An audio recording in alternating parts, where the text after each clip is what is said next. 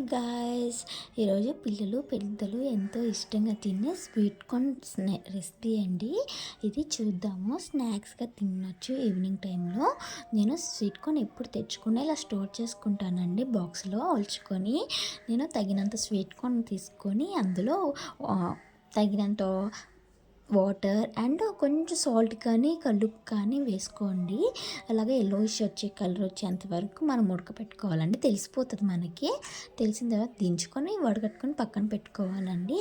ఒక బాండి పెట్టుకొని అందులో తగినంత ఆయిల్ వేసుకొని స్వీట్ కొని ఒక 5 మినిట్స్ మగ్గిన తర్వాత ఉప్పు, కారం అండ్ చాట్ మసాలా అనేది ఆప్షనేనండి, లేకపోతే స్కిప్ చేయవచ్చు. కొంచెం ధనియాల పొడి కూడా వేసుకోవచ్చు. నేను అంతగా ధనియాల పొడి వేయనండి. తర్వాత ఒక 5 మినిట్స్ మగ్గిన తర్వాత కరివేపాకు, కొత్తిమీర వేసానండి. కొంచెం కరివేపాకు ఎక్కువ వేసుకున్నాను, మా హస్బెండ్ ఎక్కువ తింటారు కాబట్టి. ఒక 5 మినిట్స్ మగ్గిన తర్వాత తీసుకొని సర్వ్ చేసుకోవడమేనండి. Thank you.